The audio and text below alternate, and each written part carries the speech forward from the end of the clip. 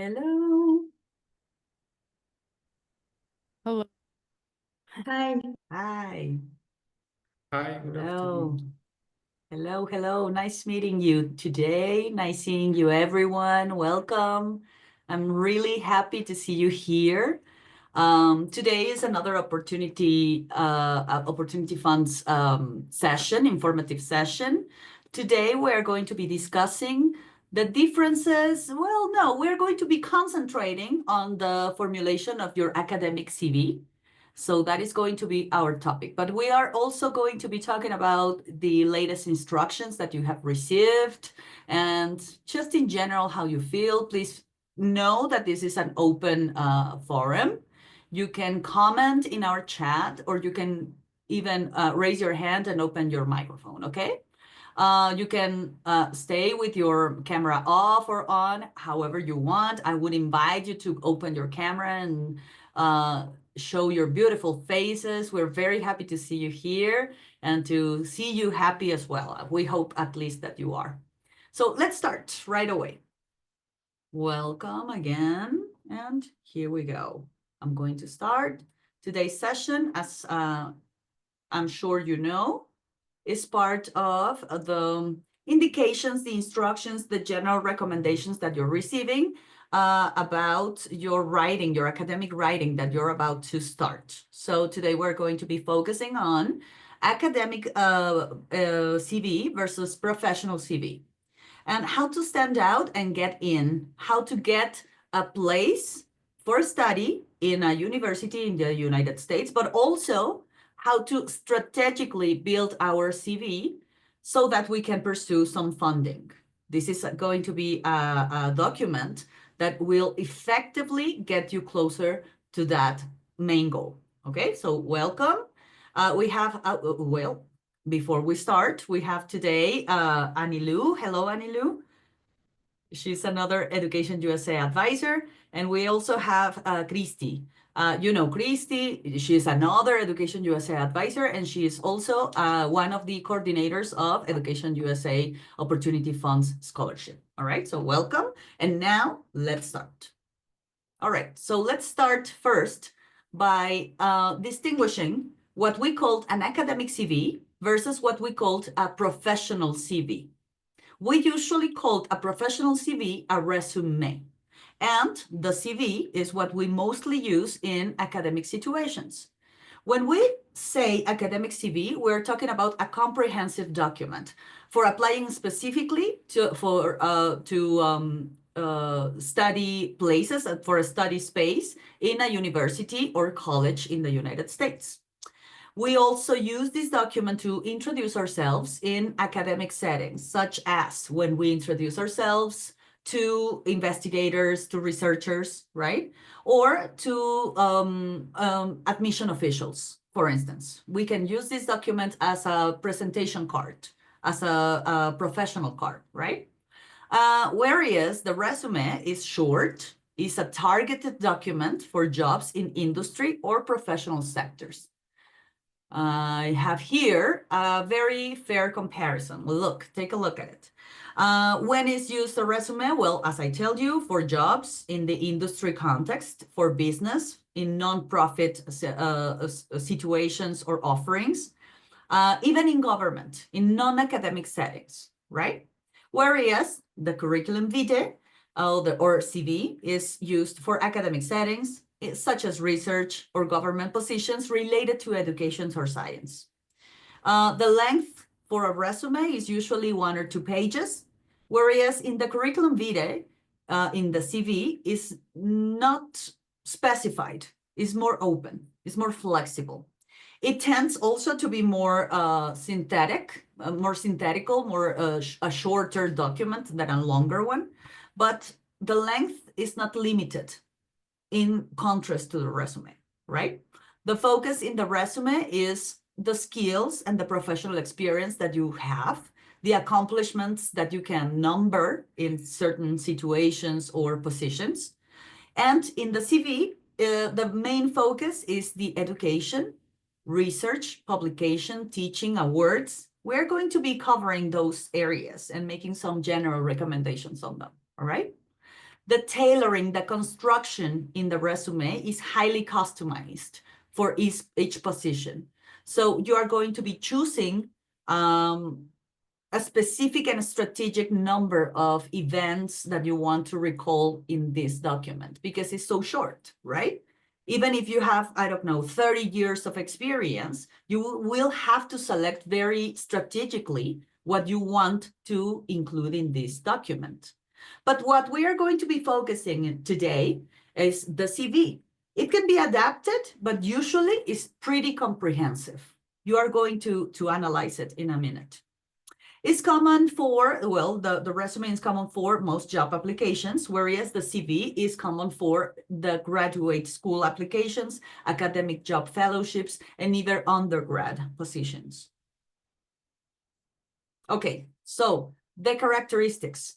The length and the structure in a CV, as I told you before, is not limited. Academic CVs can be multiple pages long, 2 to 4 pages even, is common for graduate applicants that have a lot of experiences, that have had a number of research or publications. You want to include all of those relevant experiences, right? So you're not going to be limited to fit everything into 2 pages. However, you need to be very selective and strategic to include those things that add to your story, whatever you're presenting yourself as, right? Your intentions for this specific application process. The length should reflect the depth of your academic background, but not fluff. You shouldn't be pressured to have a long list. It's more important to focus on quality than quantity.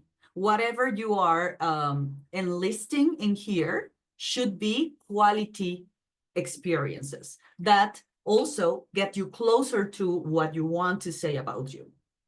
Avoid unnecessary details, but don't leave out relevant academic or intellectual experiences. And once again, be strategic. Choose the ones that tell the story that you want to say. Use clear headings to organize the information. This is the type of document then that you are going to use whenever you are looking for a position, for a space of study. You're applying for a master's degree, a doctorate's degree, right? But you're also going to be using this document to introduce yourself to researchers, or to introduce a proposition of research to a specific academic area. This is a document that should be used in many different contexts. Let's see it a little bit closer. These are the recommended, the suggested sections. And I would recommend that you follow this order. First of all, your contact information. It should be at the top. You should avoid all types of images, lines that are not strategically necessary in your layout, right? So at the very top, you're going to have contact information. Then the first thing to include is education, since this is an academic CV.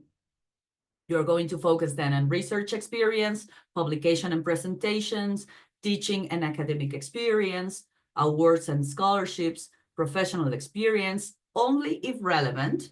In here, maybe we don't want to include that McDonald's job position unless it helped you discover something or it leads into something important in your desired position, right? Or program. Awards and scholarship, professional experience, leadership and service, languages and technical skills, and international experiences, among others. You can add some other categories, but these categories that I'm introducing here, you should consider as very strategic and important. Let's analyze them and see them a little bit closer. Whatever is academic, it comes first always, because this is an academic CV, right? You should list your degrees in reverse chronological order, starting from the most recent to the least recent, or the latest, right? Including institution, degree titles, dates, and location. You may include honors, GPA. Be strategic. Use your GPA in your favor. If that is a strong card that you have, put it. If that is something that you're not very proud of, you shouldn't, right? You don't have the context in here to say, well, engineering is really difficult in my institution, and 8 is a great GPA for engineer. You don't have that. So be very strategic and think about if you want to include the GPA. But if you do, you should include it in the scale 0 to 10 or 0 to 100. Or you can even include in here your thesis title, if you're going through it or you have already done.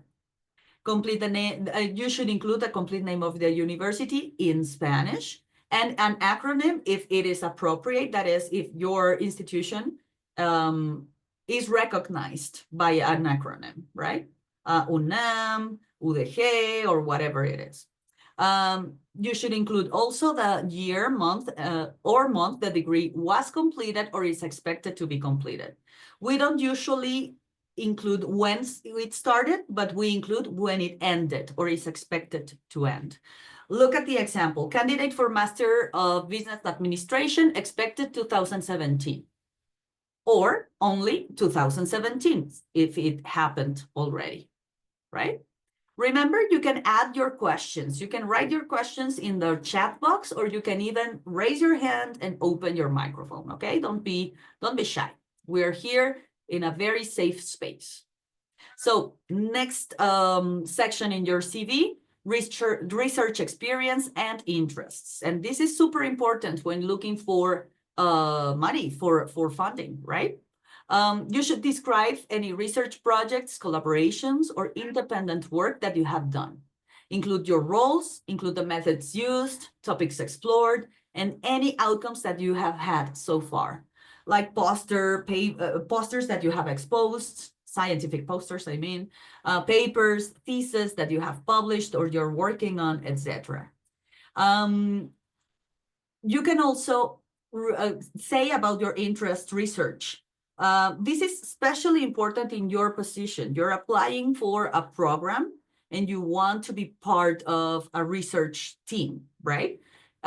Sometimes you don't have that space in other areas of the CV. So this would be a great place to express what your intentions of research would be, right? It shouldn't be that long. I recommend 1 to 3 lines. I even gave you here an example, right? Latin American migration policy, forced displacement, US-Mexico border studies, mixed methods, etc., right? Try to be specific in what you want to say and what you want to research. That will show the level of dominance that you have on the topic, right? How specific you are. All right, let's continue. Here we have an example. Mira. Undergrad research assistant. The position was Faculty of Social Sciences, Universidad de las Américas, Puebla, January 22 to May 22. This we will express when we started and when we finished. Remember, the degrees, we only say when we get it, when we finished. But in here, when we're expressing about our research, that is an important piece of information. We should say how long it took us to finish that project. Also, well, notice the university is named in Spanish, right? And then I explain with 1 or 2 or many of this that I'm suggesting here. Take a look at them. Notice, please, that I start with an observable verb, with an action, right? And then I have an object for each one of those verbs. Participated in a project, conducted a literature review, use and vivo, co-author an abstract, right? Make sure that you're being very clear on what you did on this research assistantship or research leadership. Muy bien, let's move on. All right, why is it important that you include information about your research if you have it? Well, graduate admission committees, especially for master's and PhD programs, want to know about you, that you have done research before, that you can think critically and work independently, and that your interests are aligned with their department's interests. that you would be a useful member of that team of researchers, right? So that is why we should include this information and be very clear and scientific in the way that we display this information. It should look like this, very ordered. And as I told you, you should show a level of dominance of what you did. You should be able to explain not only what that was about, the object of your research was about, but also what your role was and how you obtained it, right? Muy bien. Okay. So another area that we should include, another element in your CV are the publications and presentations, if you have any. And what to include? Well, we can include journal articles, chapters of books or articles that we have worked on, presentations or posters that we did in public displays, thesis, works in progress or under revision, that this is optional, and especially you should use them if you don't have a lot of other elements to show, right?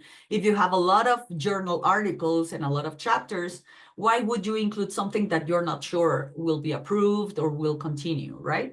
But if you don't have a lot, and remember, one of the things that we need to remember when writing our CV is to be strategic, right? If this, for instance, this work in progress or under review aligns with the objectives, the research objectives of this institution in particular that I'm applying for, maybe it is a good idea to include it. If it completely differs from the objectives, well, that's not going to be very strategic, right? Muy bien. Now, you need to use a consistent citation style.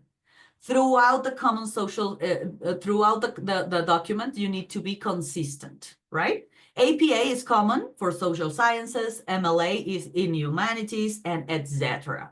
I wrote the etc. with orange because we are going to see next what the style is for most of these areas, all right?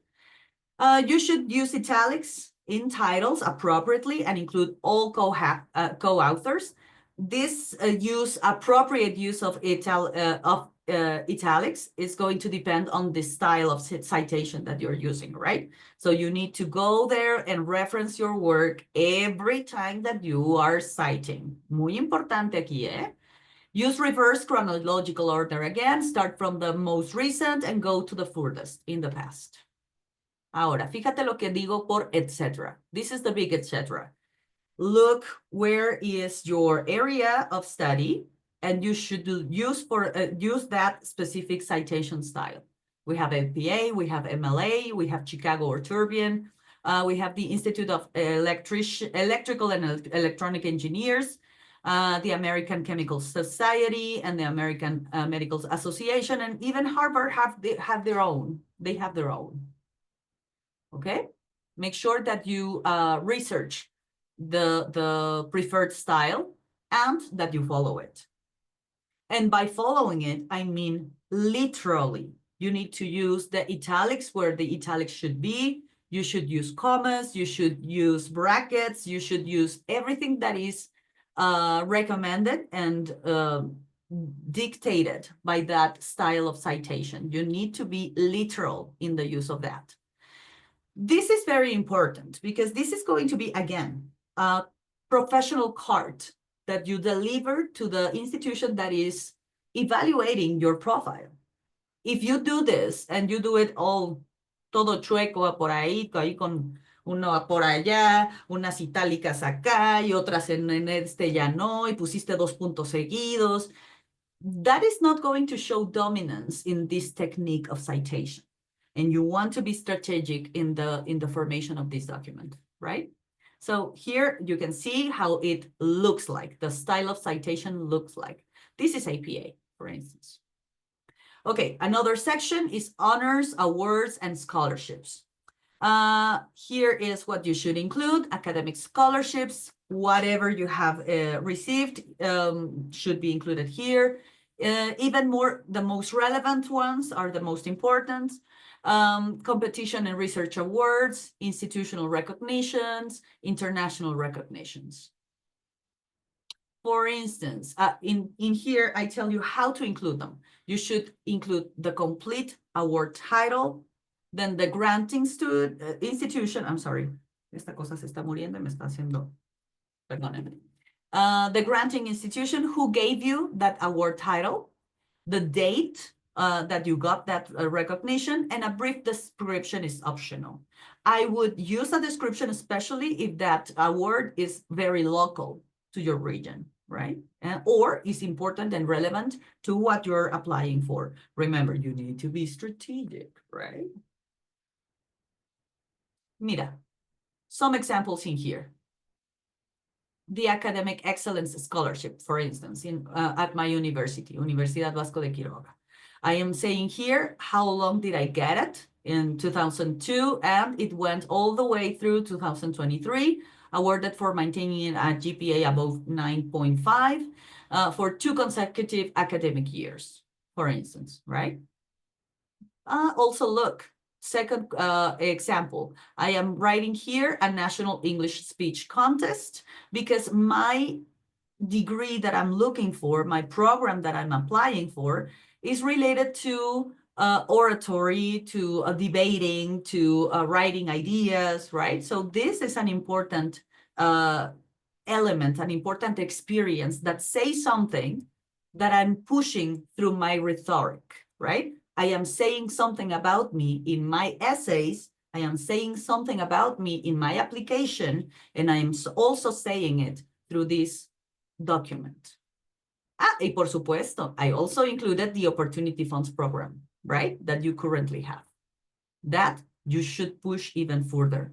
This is a badge of honor, what you just were awarded.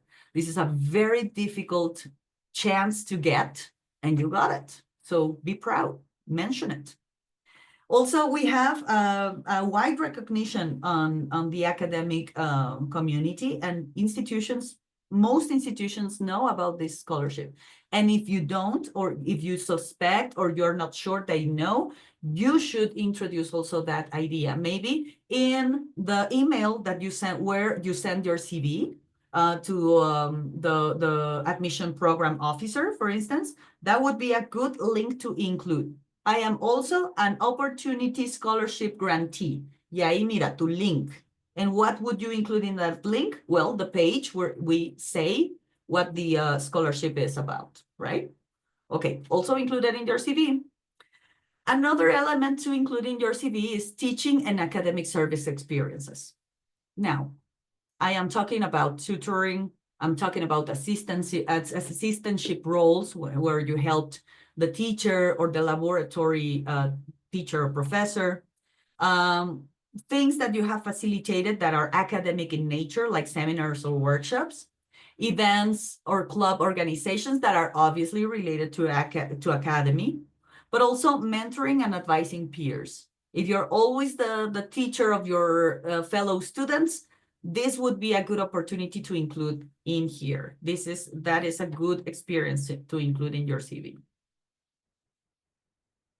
Look, I included some examples in here. For instance, when I did peer academic tutoring in the writing lab in my school, because again, my program is about writing, it's about linguistics, and I want to say about me that I'm a very eloquent person. So I am saying when I tutored in that context, that is important, right? I included where in the university I study, and I included the time that I did it in, right? And then a small description, supported graduate students with academic writing across disciplines. I created one-on-one sessions and created resources on citation styles, for instance, right? Yeah. Let's reflect a little bit. Let's take a minute and read these questions and reflect on the answer. Have I ever helped someone else around me to learn or understand something? Have I contributed to the academic life in my school? Have I been, I don't know, a representative of other students? Have I been a leader in laboratory? Have I helped the teacher in any way? How have I helped my community on learning? And these are not going to be the same experiences for everyone, right? Now, if you don't have any experiences, maybe this is a good time to start doing it. This will be, it will make your profile more attractive. Why is this important? Well, it demonstrates your ability to explain complex ideas and concepts, and that is something desirable in a graduated student. But it also expresses how valuable you are as a part of a team or a member of a team, right? For instance, it would be a great idea to have you as a teacher, a teaching assistant fellow, right? Where you can help other students maybe with their some concepts that they don't grasp because they are struggling with their English, or maybe because they're not as good as you in math, for instance, right? Show your skills because you need to diversify. That would be a great opportunity to make a little bit more money and get some funding. That is also important. Acuérdate, te dije al principio, Esta sesión es también para poder procurar algunos fondos. Hay que ser estratégicos. But it also shows your willingness to contribute to the intellectual life of your department. It just portrays you as an intellectual procurer, let's say, right? So that is something that you want to be said about you. Are you looking at my, yes, right? Perdónenme. Are you looking at my screen still? Yes. Yes. Thank you very much. Okay, let's continue. Okay, so another section, another ability or set of abilities that is highly recommended to include are languages, skills, and certifications that you have, okay? What to include in language? Well, language proficiency. You need to clearly indicate the language, obviously, and the level of fluency that you have, or you are in right now. Base yourself in the international scale of the Common European Framework of Reference of Languages, basic, intermediate, or advanced. Try to rely on specific professional measurement, right? Like a TOEFL, an IELTS, or even a Duolingo. What exam to choose? Well, I'm sure that you have been talked about. You need to look at your possibilities, the programs that you're interested in. You need to look at the call of that institution and program and determine what is the exam that is more strategically convenient for you. We usually recommend TOEFL, but things are changing. Duolingo, for instance, is becoming more and more accepted. So that might change, right? Make sure that you know what you're required, not only the type of exam that you are required of, but also the level of proficiency that you are required to answer to your call, right? But if you're constructing your CV right now and you already have, I don't know, a Cambridge examination, do not name it in here and name the exact level of dominance that it shows, all right? Muy importante ser claros ahí. List on according or regarding other special skills, for instance, the software or technological skills, we should only enlist software platforms or tools that are relevant in academic research or the professional settings within your field. That is, if I am applying for an engineering degree on materials, per se, it's not going to be super relevant or a great thing to say about me that I work on Excel, right? Maybe that's not something super important to name. It's even given that I use that program, right? But I'm going to be very strategic, right? If I'm working on social sciences, maybe these programs that I'm enlisting here make more sense, right? The same for STEM or humanities or communication or design.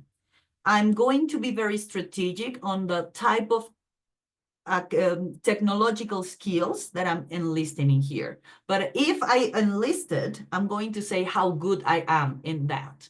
I am at the beginning. I am an average user. Am I an advanced user?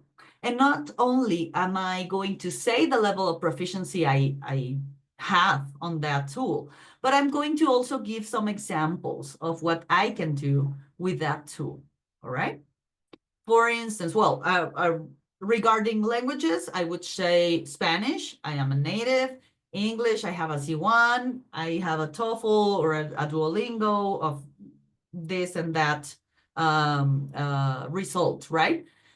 In the technical skill, look how you should enlist it. First, the name of the software, the level of dominancy, the name of the software, then the level of dominancy, the name of the software, the level of the dominancy, right? And other certifications that are important. Again, be very mindful of the type of digital skills that you're enlisting in here. Instead of just writing Microsoft Office, for instance, that again is pretty much given that you're good at general digital skills, you could write, for instance, if this is very important and strategic to your application, Excel, advanced, data analysis, visualization. That is exactly what I'm good at, what I excel at Excel. And that should be a more recommendable layout to express this type of abilities, right? Remember, I'm going to enlist only what gives the same idea that helps me say the story that I want to say about me, right? Muy bien. Another section, volunteer work and leadership.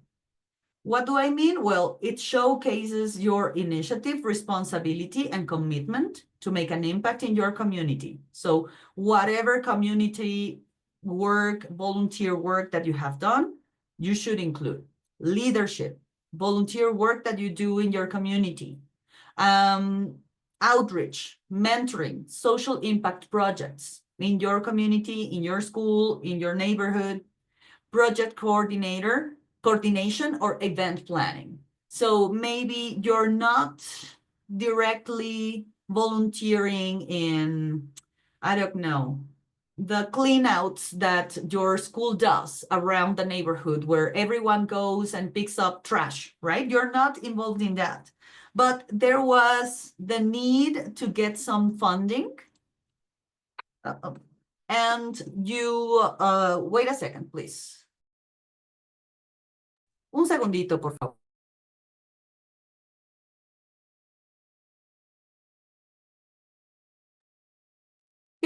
Can you hear me? Thank you very much. Yes. I was saying, maybe Yes. you're not directly involved in the thing that they are doing in volunteering, but maybe they needed funding for that volunteer work and you organized a party to get some funding. Well, include that because you procured the funding, right? That is the important thing. That is what we are going to include, what we did participate on. For instance, oh, another section, excuse me, is the involvement in, sorry, se me está moviendo, discúlpenme. Involvement in outreach, mentoring, and social impact projects. That is also important to include. If you've worked with underrepresented groups, with international students, or in internationalization initiatives in your community, in your school, in any programs or outreach that procure health or education access to your community or other communities around you, this can help into that story that you're saying about yourself, right? This supports the personal narrative of impact and hunger for change that you want to portray when you're writing your essays and when you're having your interviews with these institutions that you're applying for, right? I here included one example. Peer mentor at International Student Orientation Program at Universidad de Guadalajara in fall of 2022. And what I did, I mentored 3 incoming international students and supported cultural adaptation throughout weekly check-ins. This is something that is clearly something that impacted people. They were alone in this city, and I helped them understand better. I helped them with something in specific, right? You can see that this is something different from just mentoring other students in my classroom, for instance, right? I included that in the previous section where I taught some ideas or maybe math, right? In here, there is an extra component where I welcomed and I integrated people that needed to be integrated, right? You can see the difference. Why is this important? Well, the US graduate programs, especially graduate programs, especially those offering full funding, value applicants who show leadership, social responsibility, initiative beyond the classroom. That is where they want their fundings to go. Not only in a person that values knowledge and knows how to read and knows how to produce beautiful paper, but also an element of change in society. And that should be one of the elements in your narrative. ¿Te acuerdas? Estás buscando aquella cosa que tú ves a tu alrededor y que deseas cambiar, modificar, mejorar, etc. So this is something that will add to that idea that you see a problem and want to solve it, right? Volunteer experience reflects personal motivation, teamwork, and adaptability, qualities that are important for research. And also for all the academic settings that you are going to be involved, right? Leadership roles indicate that you're capable of taking responsibility, but also organizing people, being a leader, right? Or organizing projects and following them through, right? And working toward common goals. But most importantly, I think, it demonstrates that you are proactive. So that is something that you want to say about yourself. How should you style that? How should you add it into your CV? Well, make it clear, make it consistent, and make it tailored to the academia. In general, your CV should be in a very professional and serious font. Please avoid any over flashy type of letter.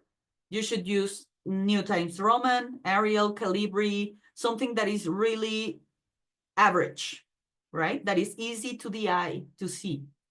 Use a font size that is also very discreet, between 11 or 12 points for the body of text. Use a little bit bigger for the headings. Use bold and italic letters only for emphasizing something. Avoid underlining. That is something that is very aggressive to the eye. We avoid that. Can reduce readability in the document. Now, this is something that changes a little bit from our perspective, the things that we usually use in Mexico and I would say Latin America, I don't know, but I would bet, and from the style in the universities of the United States. We shouldn't include our full mailing address, como que la calle y el número y tal. In this setting, we usually just add the city and the country. That's it. But we do include a form of contact, right? It could be our WhatsApp or our cell phone number. It could be our email, preferably 1 or 2 emails, or even our LinkedIn. But we do not include the full email address. We don't include a photo. We don't talk about gender or age or birthday. We don't talk about marital status or number of children, or if we have any dependent people on us. We avoid nationality, ethnic background, or religious affiliation unless the application you're responding to is specific to those populations, right? These are not just unnecessary. This may be inappropriate to include. So please avoid them when you're applying for a school or a university in the United States. Remember that professional integrity equals stronger applications. U.S. institutions value honesty, clarity, and relevance, and they do have ways to find out. That is important. You're telling a story, right? The best way to remember something is by saying the truth. You are going to face different stages in this application process where you are going to be talking to different persons, different people, at different times about the same thing. Is very easy that you get confused if you don't have your story straight, right? Just be honest. You don't need to be someone else that you're not. With what you have is enough. You need to be strategic in what you include and how to include it. You need to be very clear, and you need to, yes, emphasize the things that you have done. And try to avoid talking about things that are not very convenient, right? Like the GPA. If my GPA is not very strong, why should I put it? I'm not only that, right? I'm going to talk about my experiences in my community, my experience in research, how I have helped the teacher or my fellow student to understand something because I understood it before. So that is going to give a 360 image of who I am. I'm not only my GPA, but if I have a GPA of 9.8, why shouldn't I, right? Present yourself confidently, but ethically. I'm talking about being strategic, not about lying or exaggerating important information. And avoid that. So, as I told you before, the format, the style and layout in academic CV should be this, right? The file and the name and format should be saved as a PDF, preferably because that would avoid that the document would move, right? And try not to save it as último versión 2 o algo así, no? Try to use your name, start with your last name, then your name, then academic CV, or even the name of the institution. Those little details will tell a lot. Try to look organized even in those little details, right? No se ve bien que se llame CV 2025 último este sí. No. Try to be strategic even in the way that you format the file itself, and be strategic in that, right? Entrega tu PDF y entrégalo bien nombrado. Okay, we're almost done. I don't want to overtake a lot of time with you, and I want to have enough time to take some questions if you have any.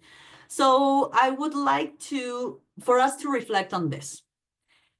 At the end of the day, when you see your CV as is right now, can it easily be skimmed under 2 minutes? If I take it and I just do this with my good eye, can I understand who you are?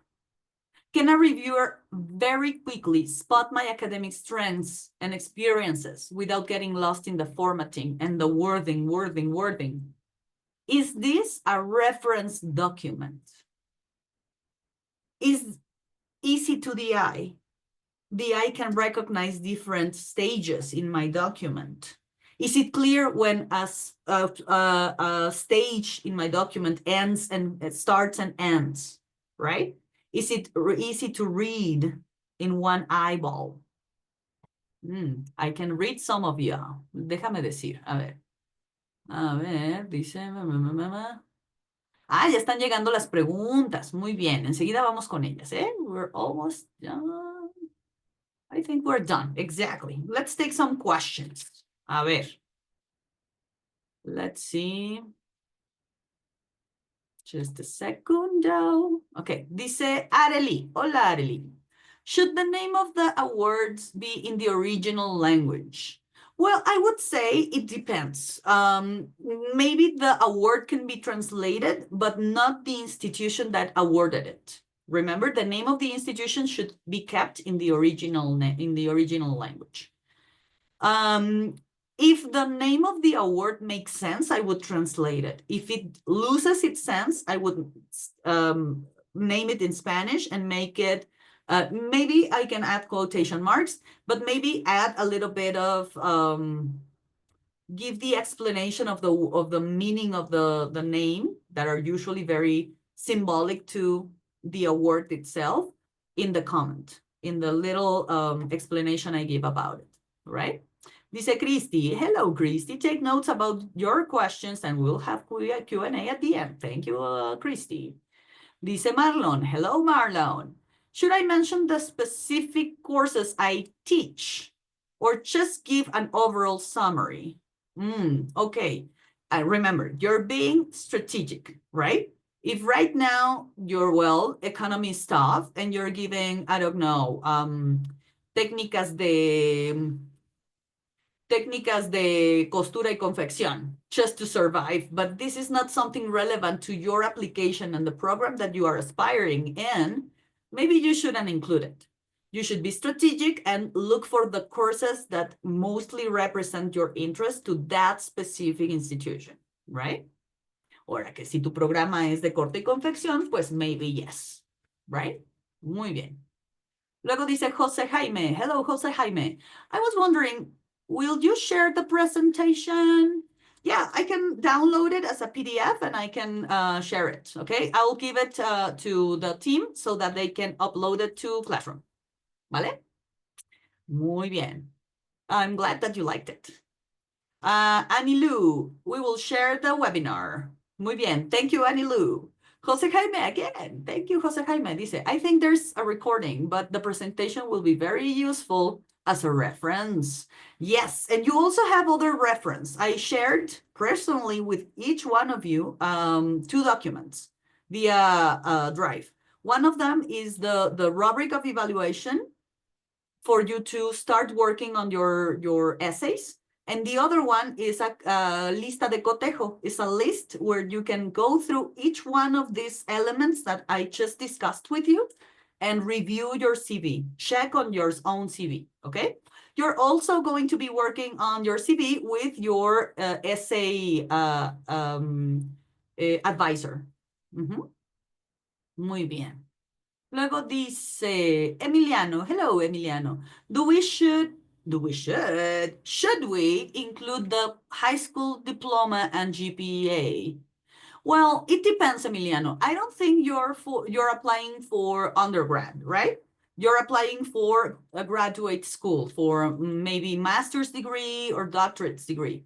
If that is the case, that you're applying for a master or doctorate, we almost never include a GPA from high school. It's not relevant anymore. However, if you're applying for an undergrad program, you should include your GPA from high school, okay? Luego, Alex Pocorova. Hello, Alejandro. Dice, hello. Should we include the amount of the scholarship we got or just the award? Just the award. It's not important at this point. That is going to be important at other moments, right? When you're asking for financial aid. But in the context of the application or maybe introducing yourself to researchers, it's not important. But it's important that you mention it. Muy bien. Thank you, Alex. Guillermo dice, I was wondering how important the number of articles, book chapters, etc. is, because I heard that successful PhD applications have at least 3 to 5 publications. Well, it makes sense, Guillermo, but again, quality versus quantity. I would advise that you emphasize quality research. However, if you are at all in a number of researchers where you help others, that might help. You could include that. And also a short description of what your contribution was, right? I don't think that there is a number that says, oh, no, tiene dos, entonces no. I don't think that works like that, because if your research that you have done is 1 or 2, but it's very high quality research, you're looking for publication maybe, and it is aligned to the program that you're applying for, this would be great. 1 or 2 is great, right? However, if you have a lot of research, but you haven't finished them all, or you haven't published ever, and it's not very aligned to, or you cannot say exactly what you contributed in, a lo mejor no importa que sean 5, ¿sabes? Entonces, quality versus quantity. In here, quality is the most important. Quality in the the quality of the experience itself, how important, how relevant is this research, but also in the way that you portrayed it in your CV. Que tú seas claro, que sigas tu formato estandarizado y que seas capaz de describir qué hiciste, cuáles eran los objetivos, cuáles fueron los métodos, las herramientas, etcétera, ¿verdad? Eso. Acuérdate, Guillermo, we said that besides numbering experiences, we are showing other things, right? When we talk about the things that we have researched on, and we say it in a very professional way, in very scientific words, and etc., we're showing dominance on that field, right? Entonces estamos matando dos pájaros de un tiro. Estamos hablando de las experiencias que sí ya tenemos y estamos mostrando que sabemos y tenemos con qué, ¿no? Eso es básicamente. Muy bien, gracias, Guillermo. Luego Arely dice, ¿Is there a number of pages recommended for that CV? ¿Quién me ayuda a contestar? A ver, ¿quién me ayuda? ¿Ay o no? Digan sí o no. ¿Sí o no? 2 to 4. ¿Dos? 2 to 4. Pues fíjense que no. Falso de toda falsedad. Lo que está limitado es el resumen. No debe de rebasar 1 o 2. ¿Pero para qué vamos a necesitar un resumen? Para actividades industriales, de trabajo, laborales. Ese no lo vamos a usar acá. El CV no está limitado, pero debe de buscar ser corto, ¿verdad? ¿De qué va a depender si son 2 páginas o 4 páginas? Bueno, si yo soy una doctora con 7 años de investigación o 15, pues eso se va a reflejar en el número de páginas, ¿cierto? Ok, entonces no te sientas mal. Do not feel bad if your CV is not that extent. And do not feel pressure to make it very, very small. In here, it is open, right? Muy bien. However, if you're applying for a job, you shouldn't be giving a CV. This is too much. No te van a pelar. If you're applying for a job, use the very, very short version, right? In here, we're not applying for a job. We're applying for an academic position. Muy importante. Gracias, Arely. Muy importante la pregunta. Fíjate, ya nos habíamos quedado con una idea que no era. Alejandro dice, should I include the titles of my publication in Spanish with an English translation in parentheses? It sounds great. Yes, I would do that. Muy bien. Luego René dice, hola René, dice, I'm going to apply for a PhD, but I just finished my bachelor's and do not have a lot of experience, like teaching assistant or even leadership. Would that be too bad for my application? And how can I improve it? Where should I start to improve? Well, okay, vamos por partes. Dice, the first question is, would that be too bad for my application? Okay, it's not that it's too bad. Remember, aquí nada es malo o bueno, but is it enough? This is the context of a competition. You're competing, right? Imagine this in the context of running. I won't say, no, es que yo corro feo, o yo corro bonito. No, I run, but is my running enough to challenge Mabel's running? Am I fast enough? Because in a competition, the person that finishes, the person that wins the competition is the person that does the most, right?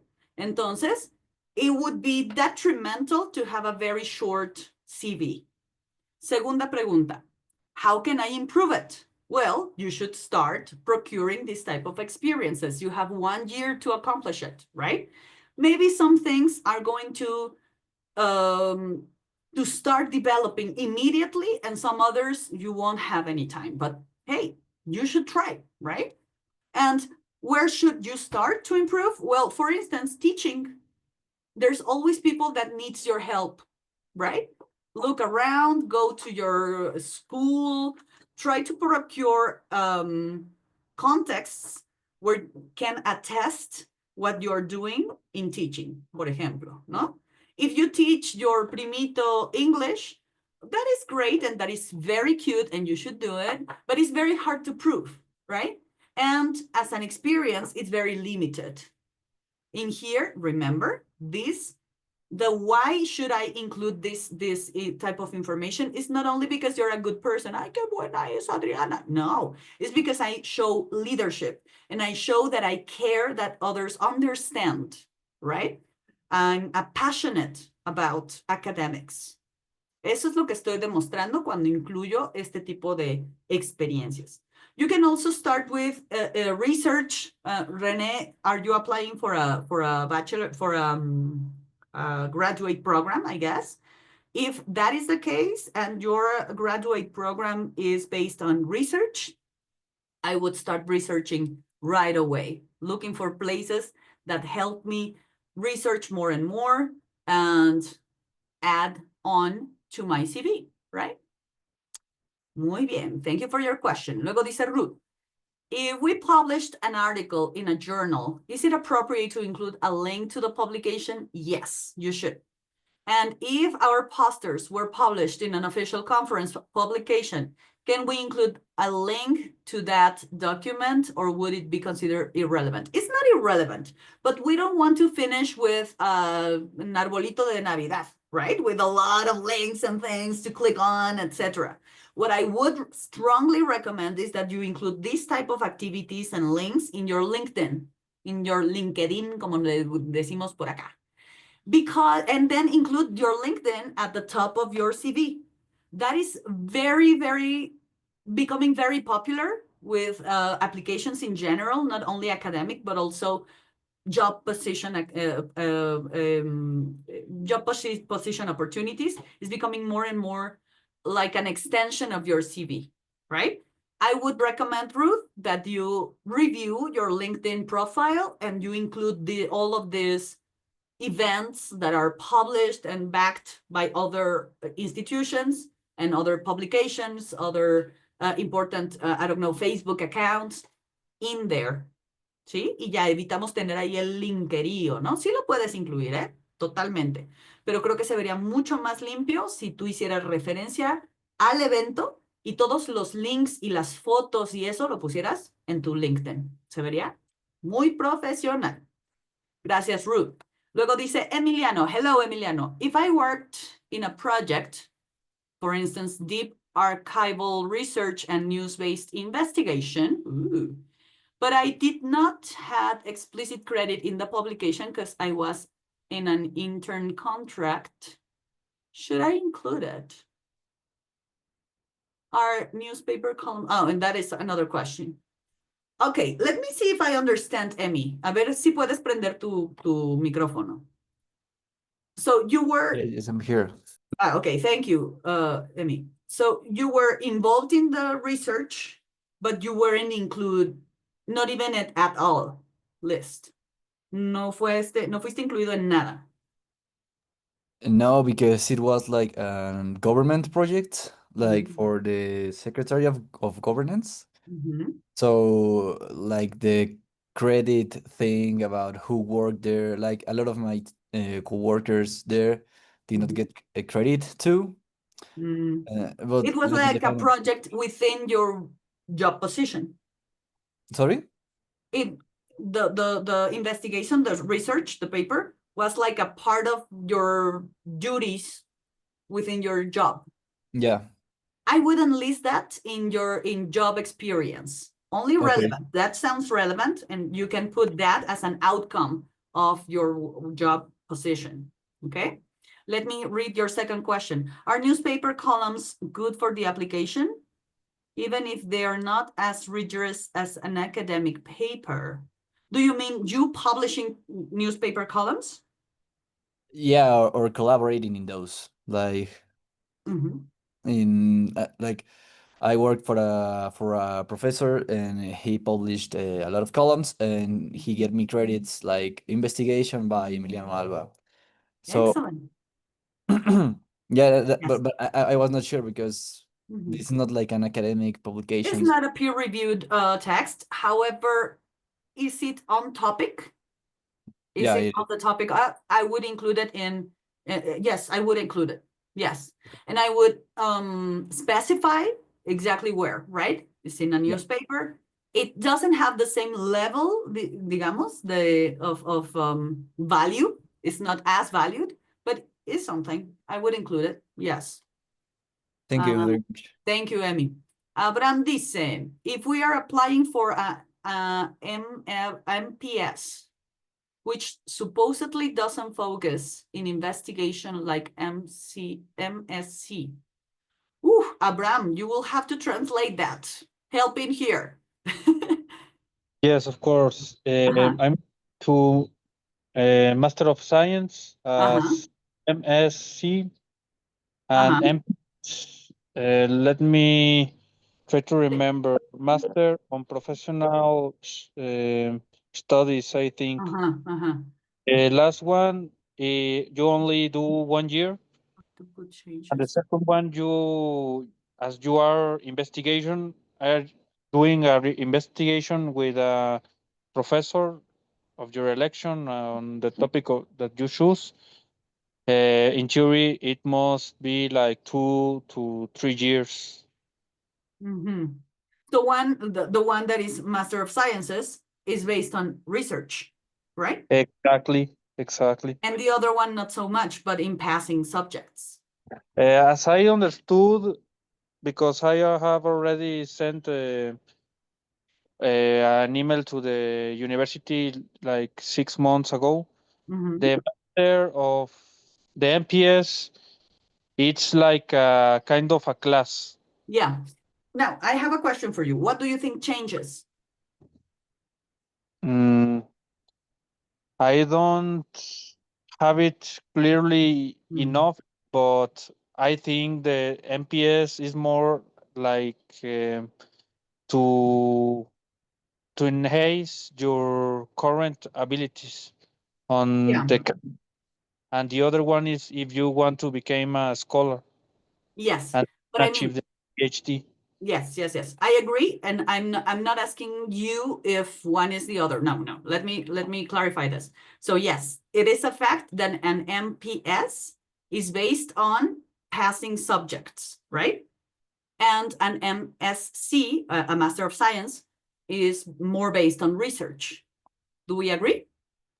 Yes, of course. Okay. So what do you think changes in your CV?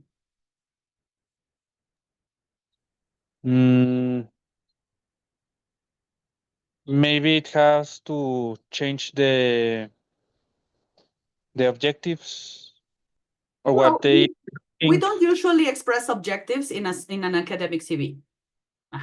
But if my objective is to study a program that is based on research, I should emphasize on my research experience. If it's not, well, it's not that relevant or important. ¿Me explico? Yes, so what type of things would you emphasize if you were applying to an MPS? Everything else: leadership, work experience, GPA, languages, digital skills. Okay, GPA of the university or the bachelor is important to specify it on the CV. Let me see if I understood your question. Is it important to specify what you studied in the bachelor degree? Is that your question? No, the qualification. The qualification? What do you mean? The GPA is like the note you get from the bachelor. The GPA? Yes. Es tu promedio general. Exactly. So you have to specify that on your CV if you are applying to an MPS. Not necessarily. You are going to declare it in your application process. Anyways, again, the CV is how you choose to portray yourself. So if you have a 9.8, a 9.5, I would include it. If you have an 8, maybe not.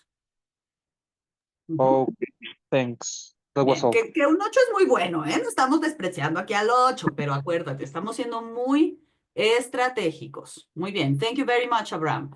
Arely dice, also, can we include presentations in conference or conventions? Yes, there is a section. We talked about it. Yes, Arely. Thank you for your question. Judith dice, hi, Adri. Ya casi nos vamos, ¿eh? Thank you for the presentation. I would like to apply for a master regarding social activities and academic achievements. Había una coma, disculpen. Regarding social activities and academic achievements, would it be appropriate to mention things from high school, like participation in Olympic or projects? Or should I limit myself to university? Should you only include the things that are very relevant and very highly rated in high school? Because that is something that is rather old. It has already happened. At least 4 years, 5 years, 6 years have happened. So including something in high school could be interpreted as a little desperate, como que ya no le alcanzó y está aquí poniendo así hasta de donde fue al kinder.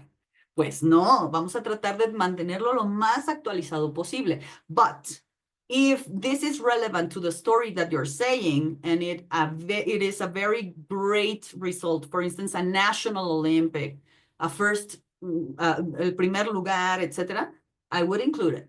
Okay, so be strategic. Ya sé que te lo he dicho mucho el día de hoy, but that is a very important thing to remember. Luego Ale dice, I must dash. Thank you so much. Oh, okay. So it was a great pleasure to facilitate today's talk. I will stop a little bit, and I think we can stop recording, Anilu.